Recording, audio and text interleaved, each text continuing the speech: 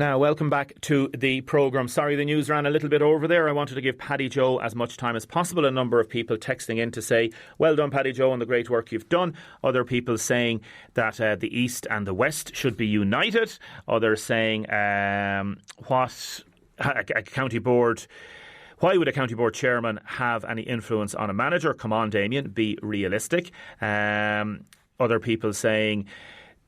This is the problem with the development of Waterford GA is that we need to get West and East united, and different people saying about stuff like that is there. So any more comments, please text them in 083 3333 975. You can call Audrey on 051 846 123. You can also call Audrey on 846 123 if you want to enter our Mulligan's Christmas Cracker competition. And the competition is open to everybody and anybody. And we have a nice prize to give out today. So we will be able to crack the Christmas cracker. So another 10 minutes to enter that competition. Text or WhatsApp, or you can call as well. Now, you heard yesterday we spoke with Christy Agbahera. That's Tega's mother. We also spoke with Emma Daly, who is Oisín's mother. And we spoke with Pádraig Sullivan, one of the three young men who were the victims of an alleged assault in April, where acid, chemical type acid, was apparently thrown on these three young men in particular. Now I'm going to be joined by Oisín Daly's father, Martin. That's Martin Killalay, joining me from Dublin. Martin, good morning. Morning, Damon. How you doing? I'm good, thank you. I'm good. I'm, I'd say, a lot better than you in terms of the shock and trying to deal with what you were told. What's happening?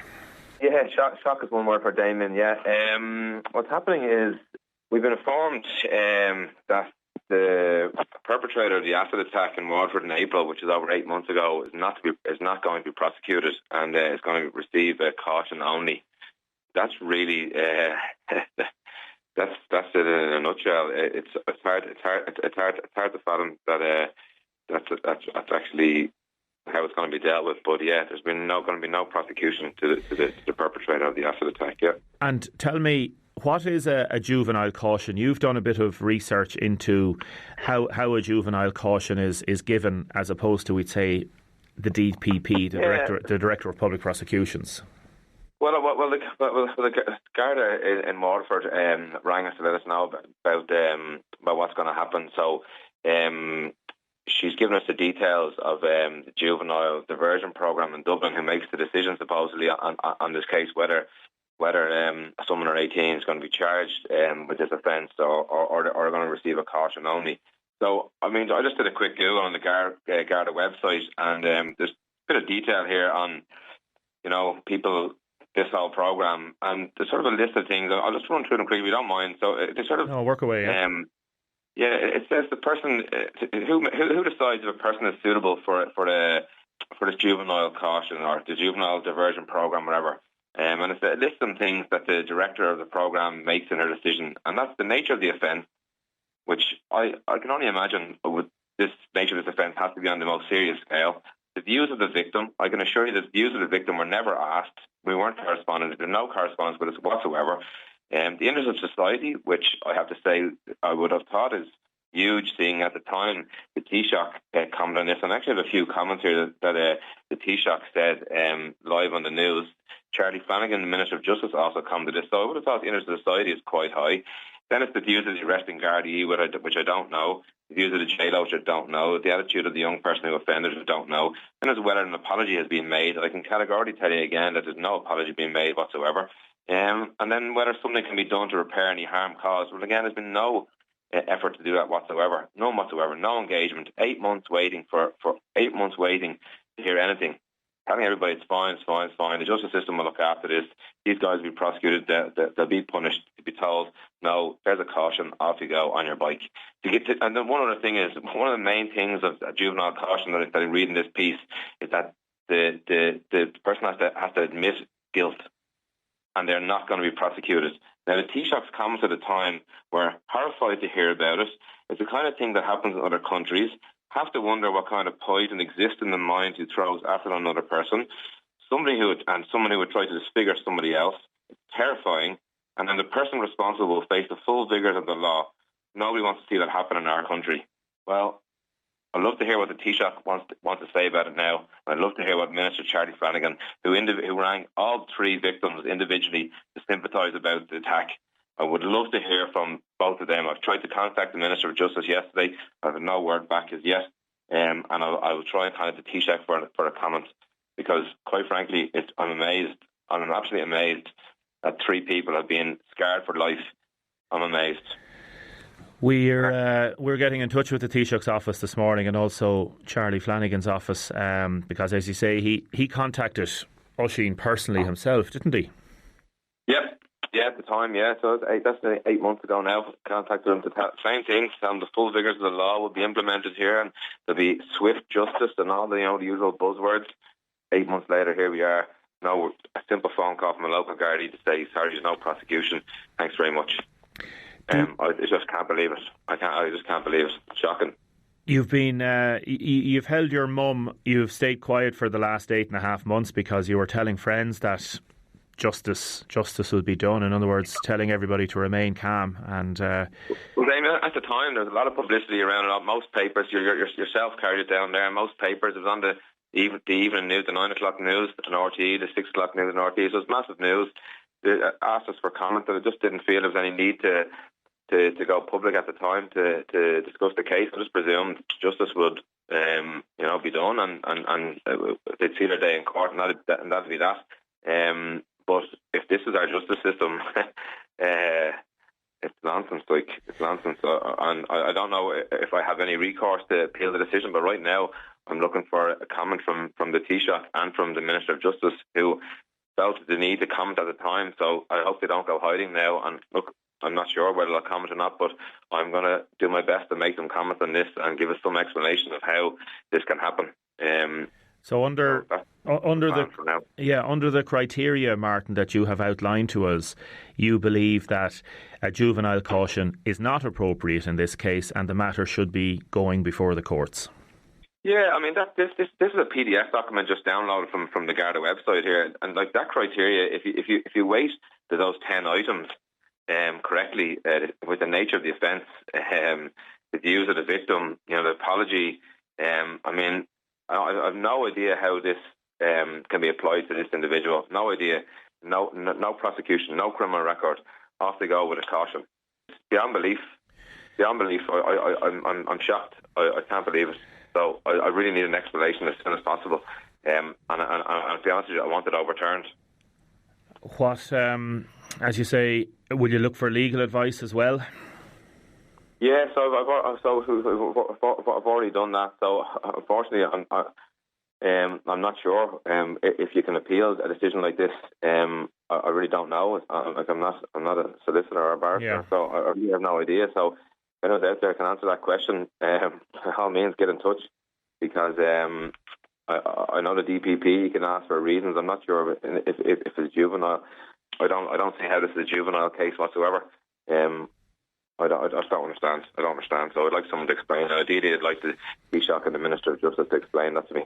Yeah, Martin, we'll get in touch, as I said, with the Department of the Taoiseach and also the Minister Charlie Flanagan personally. And listen, thanks for talking to us. I appreciate it, Damon. Thanks very much. Oh, thank you, Martin. Some texts and comments coming in regarding that. I won't take any texts and comments at the minute regarding that issue. Damien, Councillor Joe Kelly here. Apart from Sinn Féin, those of us remaining in the group are Independents, Labour and Greens. We're very still much together.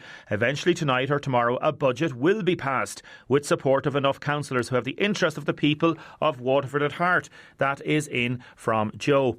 Councillor Eddie Mulligan has said, Damien, it's important to point out that Conor McGuinness, Sinn Féin have done nothing but played a propaganda war on government at local level to the detriment of responsible debate over the last 2 weeks. And he texts in more about the issues there. Keep your texts and comments coming in. We are going to have our Christmas cracker competition winner in a little few minutes, and we are going to have a chat about the Lyons Club and a lovely story with Sean Reynolds and his mother, Catherine. Number of people texting in to say that the county board needs to do a lot more. No vision. Welsh Park and Fraherfield, two of the worst grounds in Ireland, says this person, and no ambition for the county. Needs to be an awful lot more done regarding county board. Others saying that the county board support for football still has to be examined. Councillor John Cummins has texted in to say Sinn Féin are clearly unwilling to make unpopular decisions, which is what they suspected would occur. And they promised to introduce 5 budgets in return for getting 2 plenary mayors, 2 deputy plenary mayors and a metropolitan mayoralty. Now, there's a big concert on this weekend. Tom Coppinger and Kevin O'Carroll join me. Good morning, gentlemen. Good morning. Good morning. How are you? Good. How long is this event going on, Kevin? By some miracle, it's their 30 years this year. 30 years. Absolutely. There's people taking part, there's people bringing their children to it at this stage. So, wow. You know, when adults were kids, they were coming to it, and they're now bringing their own kids. It's just bonkers. Fabric. It's amazing how something starts off in a certain way and you think, we'll see how it goes. And it's just the years and years and years. Tom, great memories, great nights, great days. Yeah, great memories. Kevin came to us back 30 years ago. And spoke with Michael Collins and said he'd like to do something for the Lyons Club, and that's how this originated. And then WLR got involved with us as well. So it's been great. Kevin's contribution and the public's contribution has raised over 200,000 over the 30 years. 200,000? Yeah. That's phenomenal. That is a phenomenal amount of money. Just remind people, if they don't know, Kevin, how does it work? How do you combine? As you say, it's a miracle. It's a miracle. It is a small miracle. How does it work, that combination between a musical extravaganza, a joyous event and a fundraiser? Well, I'm one of these really odd people working in the mainly classical music mode, that I have this crazy thought that music is about the entertainment business. Now, to many of my classical colleagues, that is quite a shock to their system. But as far as I'm concerned, it is. This event is about having fun. It's about community involvement. There's something like 6 or 7 choirs taking part. There are professional musicians playing in the orchestra along with their students. And it's very much coming together of the advantaged for the sake of the disadvantaged. And it's one of the really unique events whereby, as a fundraiser, the potential recipients can actually enjoy the gig just as much as the contributors, which doesn't happen very often. No, it doesn't. It doesn't. Tom, is it something that the Lyons Club have, I suppose, taken to their heart is wrong, but it's just become so integral for the yearly celebration of what the Lyons Club does? Yes, we have people that come from Dublin and Kilkenny every year since they discovered the Carol concert, and it's great from the Lyons Club point of view, because all the funds raised are used to buy the hampers and vouchers for the needy at Christmas time. So it's a great contribution from the orchestra, from the choirs, from Kevin himself, that we can raise this money every year. Billy was obviously synonymous with it for many years. It's going to be my first year to be emceeing. What can I expect? Mayhem and control. Actually, it's a bit like the proverbial swan, with it all appearing to go swimmingly, but heavens only knows what's in the background. But before we get off the people that are actually essential, for me, the real heroes in this is not the choristers or the players or indeed myself or even the Lyons Club. It's the guys from the St Vincent de Paul that aren't there just on the second Saturday before Christmas every year to give an afternoon. They're there week in, week out, all year round. They're the heroes. They're the real heroes. Tom, you'd agree with that? I would. The Vincent de Paul have a tough job. And I think, anybody within their own community should try and help the Vincent de Paul by possibly joining up with them to help them to raise funds. And that's what we do from the Lyons Club perspective. Kevin, can we expect any surprises? Are you allowed to tell me anything? Yeah. Every year I try do something a little different. Now, that little different might be very subtle. It might be a different type of choir. It might be a choir from outside Waterford. For the first time ever this year, we will actually have a barbershop ensemble taking part. So that's one of the surprises that can be expected. Why have you decided to go down that route or to include a barbershop quartet? Because the offer came in. Simple as that. It's simple as that. Yeah, sometimes there's not a complex answer. As I said earlier, it's a community event that grows itself, and I do get inquiries from different groups to partake. Although many groups take part in it in the overall gig, there are slots for individual choirs. There's never enough individual slots as there are choirs wanting to do it. So sometimes groups will say, "Oh well, we'll take part if we have a slot," and I kind of feel that's going against the spirit of the event a little bit. But I can understand it too. So overall, we have about 250, I think, in the choir. And there'll be about 70 or 80 in the orchestra. I'm anticipating, as I say, I won't know until the day itself. But that's the sort of numbers that we had last year. And on the day itself, you were telling me it's literally a case of hit the ground running from the morning time. Yeah, I have a notion of what I want to do. I always have replacement options in terms of pieces of music in my bag in the event that something goes gloriously wrong. Thankfully, that rarely happens. But I meet the orchestra for the first time at 12 noon. The choirs come in at 1 p.m. and we rehearse until 3, and then it's a question of break at 3, get a bite to eat, not having eaten since very early, get a bite to eat, get into the glad rags and get ready, and the show runs from 4 till usually about 5 past 10 past 5, thereabouts. He makes it sound so easy, Tom, doesn't he? He does, but it always runs like a dream, and that's the important thing. That's the miracle. Gentlemen, thank you very much for joining us. Thank you. I'm really looking forward to it, genuinely looking forward to it, and we'll see you on the day.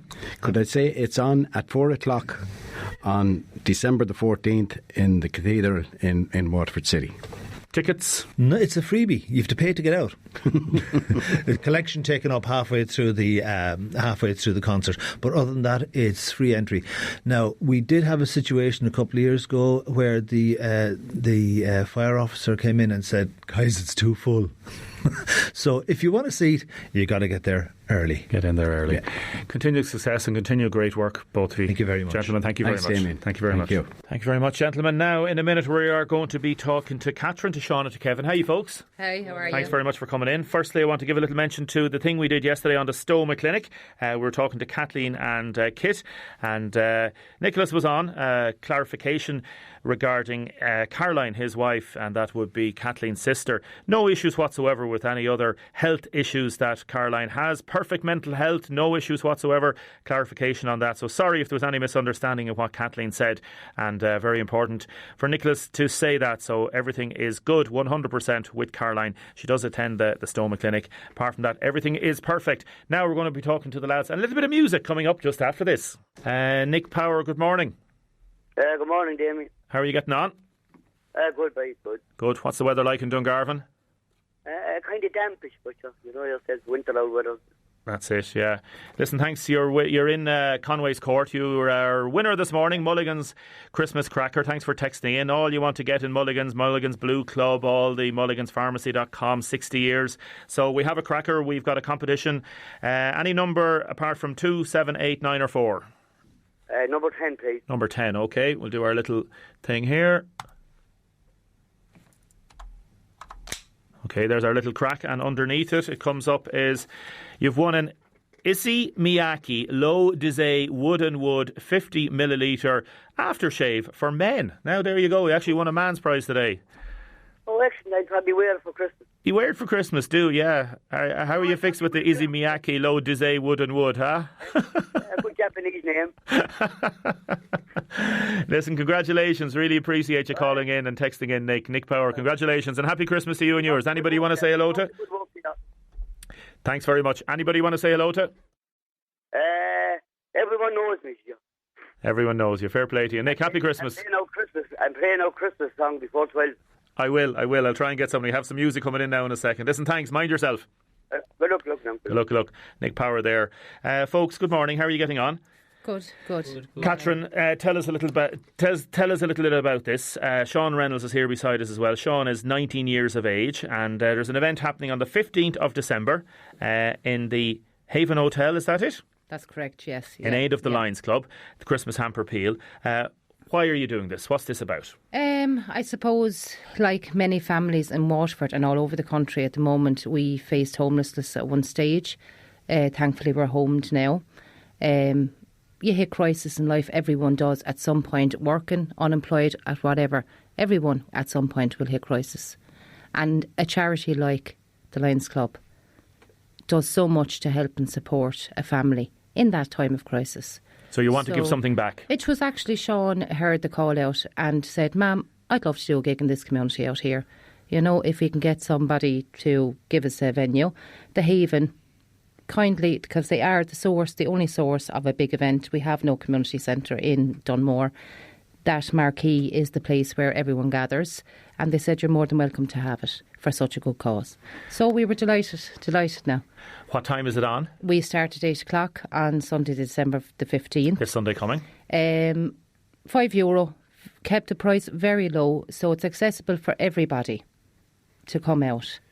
You know, Sean, why is it important for you to be doing this? Because two things. Number one, like my mother just said, like we've faced the crisis ourselves not so long ago, actually, and now we're home finally after 4-ish years, like of trying to find a home. So it's good to be here. And what kept me going through all that was music.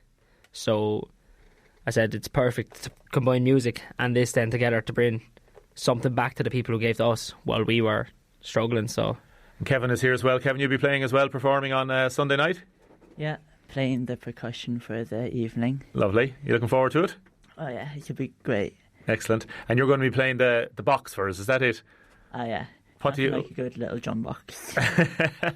Right, well I'll tell you what, we'll get you straight away into it, and anybody can turn up on the night. They can, and can I just say a big huge thank you. Please do, yeah. To all the people, all the businesses in Dunmore East. For a small village, the businesses came on board, and we have some really, really good spot prizes for the night. So when you pay your €5 entry for the night, you're coming in and you could win one of 20 plus prizes. Wow. Good quality prizes. Excellent. So, you know, it's a worthwhile cause. Give the €5, stay for an hour, stay for the night. The bands that have come on board, Activate, Niamh and Eve, two young girls from Ballymacaw to play box music. Then we have Contraband coming on, and then we have Sean and Kevin. These people have given up their time to rehearse, to turn up on the night. It would be nice to see people turn up for them and for the cause, for the Lyons Club. Sean Reynolds, get yourself ready there. Get yourself ready to go. And Catherine, thanks very much. Kevin, thanks very much for coming in. Really appreciate it. We've got a little bit of music there now. And take it away, lads, in your own good time, okay? Here we go now. We've got the guitar ready to go. All good. And get it sorted there. And as you heard Catherine say, it's on this Sunday night in the Haven Hotel, so you can turn up on the night. And OK, lads, off you go. I'll be able to juggle with the thing. Don't worry about that. I'll sort that out, OK?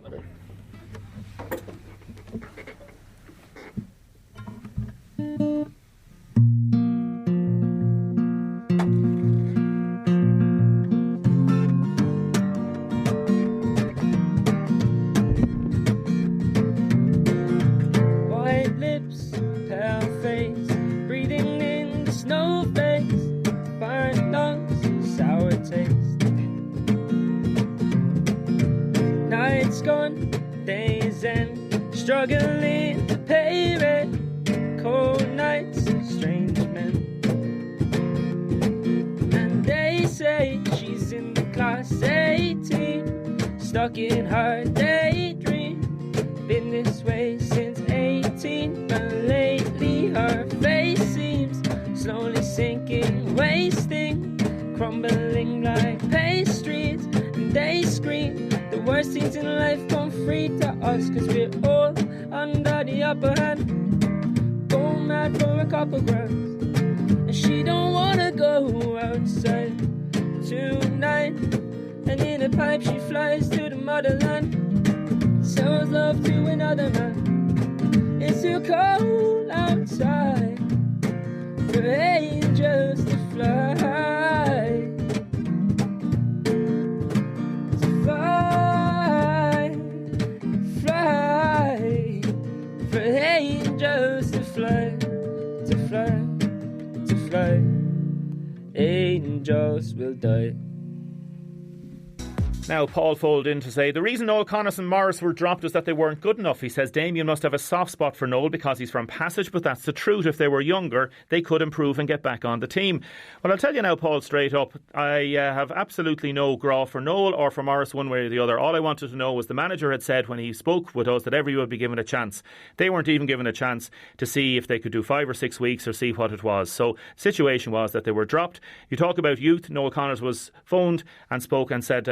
Liam said he was going to go with youth. Shane Fives is back on the panel. Dara Fives is on the panel. Kevin Moran's on the panel. Kevin Moran is older than Noel Connors. So is it just youth or is there something more to it? I just don't know. And we just don't know. I haven't been able to talk to Noel about this or to talk to Liam about this since. So we just don't know. So if there's 40 players in Waterford better than Noel Connors and Maurice Shanahan, I'd like to see them.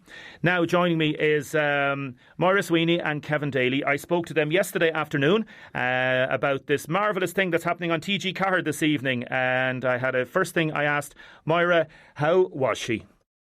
Great. Are you well? Great, thank you very much. Good morning to you. Where did you have to come from? Well, I've only come from Waterford, although actually I live up in Greystones, but I've just come from Dungarvan, well, specifically on Rhine in the Gaeltacht. Yeah, we're actually, believe it or not, we just screened this year's new batch of students. We screened their films to all the Nematon folk. So we have a big production company there, and they went down brilliantly. So the films that we're going to be talking about now are actually last year's batch. They finished in May. So Kevin's one of last year's batch. So they're out in the world doing their thing now, and their programmes have been screened on TG Cahir. But we've literally just finished screening the first term of a whole new batch of young students' films. So how's Tomas and everybody in Everton? They all well? Tomas, they're all doing. Tell them I said hello. Great. They're all going. Who took our fod? Kevin, how's it going? Not too bad now, Damien. Thanks. Are you well? I'm all right now, yeah. You can what's Moira really like now as a teacher? What's she like? Go on, tell us all about it. She's great there now. No, she's very good. You'd have to say that. Yeah, I have to say that, under pressure. Tell us a little bit about the course first, and tell us about the experience of the course. Yeah, so obviously I started the course there last September, and I myself would have had no experience with camera work or television production or editing or any of that. Where are you from yourself? I'm from Dungarvan, so didn't have far to travel out to Nematon every day. But and did you see yourself as a kind of a potential filmmaker when you were a young lad growing up? Did you always like, not that you're too old now, how old are you now? I'm 24, so I still have a few years to go. Yeah, like when you were a young lad, did you sort of think, geez, that might be something I might like to try? Yeah, I suppose what kind of drew me to the course was I always enjoyed English in school and the kind of creative storytelling part of it. And then added to that, I'd have a huge interest in sport, and particularly GAA. And Nematon then, of course, are kind of nearly the leaders in GAA production with GABO and their highlights show. And the fact of having them on the doorstep, having Nematon on the doorstep is exactly. phenomenal. And it is, yeah. It's a massive massive thing for the town and for young fellas interested in this sort of thing. And I actually, one of my friends there from school did the course 2 years before me, and it was actually he who drew me to the course. And you know, from his description of it, I thought, yeah, I'd really enjoy doing that, and it kind of took off from there. Moira, the course running a good few years. You've had different, I suppose, levels of people coming out, people going forward, people developing projects. How do you rate the lads that you had last year? I know we can't say that. Best. The best. We always say at the top of the year, you're the best year ever. Best lads ever. Tell us about the programme, please. Tell us about what's coming out now. Now, so basically it's an academic year, which is actually only 6 or 7 months, really, by the time you add it all up. So you come in, you don't have to have experience.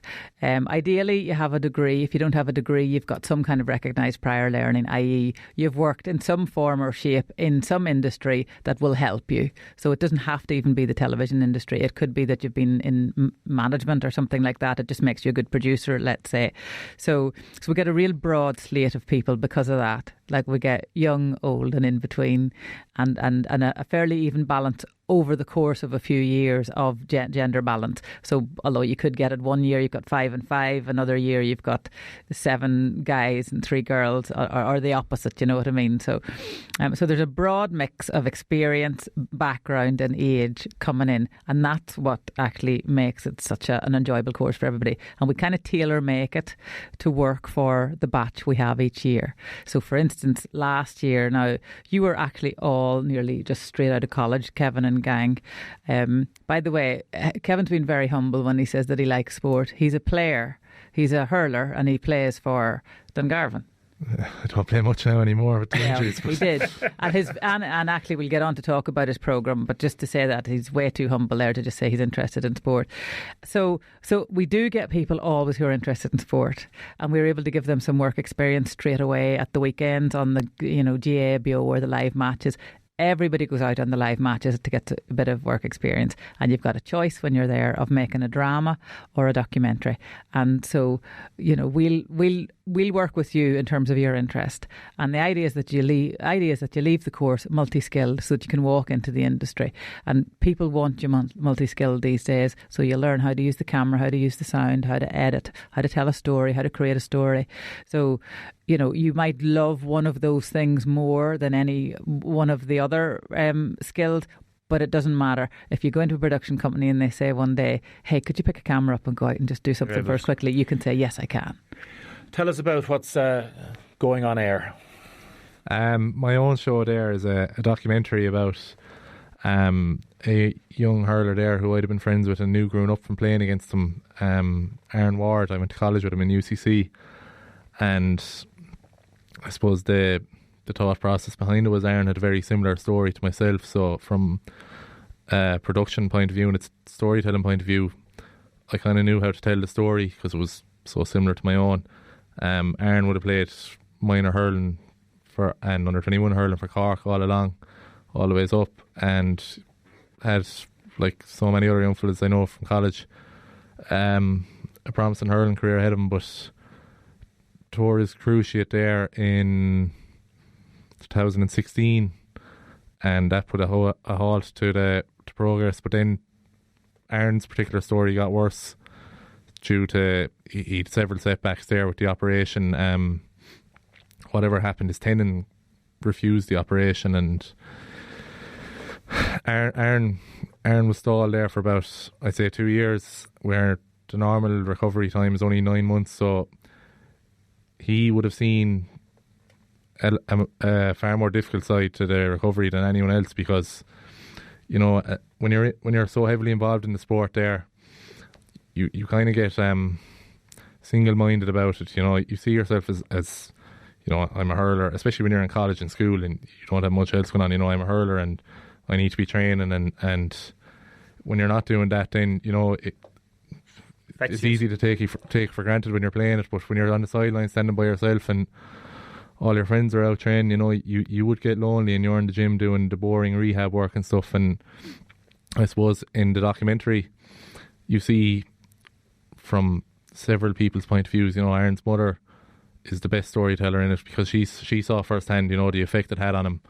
You've a contrast then as well with Brian Turnbull, who'd be Aaron's neighbour. He was actually the minor hurler of the year there one year, tore his cruciate the next year, but he was still involved with the county panel, so he had the best of everything to help him come back, whereas Aaron had the opposite. He was gone off the county panel and he had to do it all himself.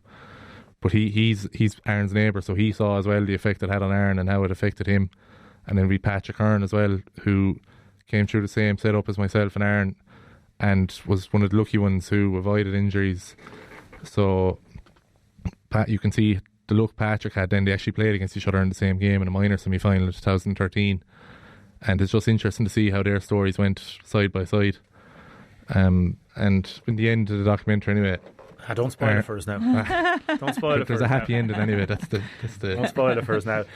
Maura, looking at some of the documentaries that have come out of the course before, they're real stories. They're ordinary people's stories, and it's something T.G. Carr, it's something Nematon has done great over the years. Just telling stories.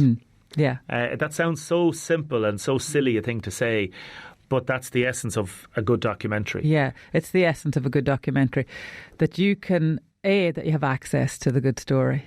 So from the outset, as soon as everybody comes in, we get everybody thinking about something that they know about, that they have passion for, that they actually have access to, and we encourage them in the first term to actually maybe make a short, a pilot, so to speak, which is actually what exactly what Kevin did. He made a short version to see how it would work out, and it was clear there was something more there. So in your second term, you expand that and you make a more in-depth documentary where you go and maybe meet the mother or the father or the son or the daughter of the person who's been affected by whatever it is. So you get such a broad range of stories because of it. So we encourage you from the moment you walk in, think about your passion, because you're going to be sticking with this story for a few months. You need to love it.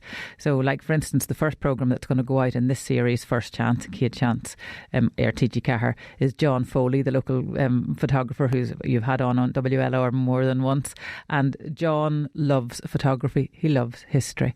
And he particularly loved a local story about an RIC man called Gilbert Potter, who effectively, I'm not giving anything away, we all know he was executed by the IRA.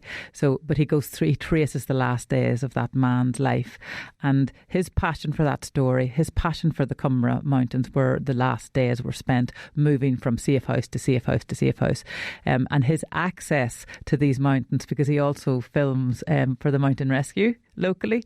So he kind of he was like embedded in this whole story before he even came on the course, and the course just gave him the opportunity to expand it. So he had access to we introduced him to local actors, and he was able to use all of this kind of talent base and create reconstructions of Potter's last days, go up and film beautiful drone shots up in the Cumra, and then local historians and local people who had some connection, who he'd known down the years and some he'd met, were able to tell us either second or third hand, as in their grandmother or someone remembered the story, or they were a historian and they had the interest in it. So there's an example. Then compare that historical documentary to Kevin's very personal experience of tearing his own cruciate, being out of the sport, meeting with somebody quite famous from the under-21 Cork team, and being able to draw that whole development of injury and recovery out of someone. And then what you bring to it as well is developing it, honing it and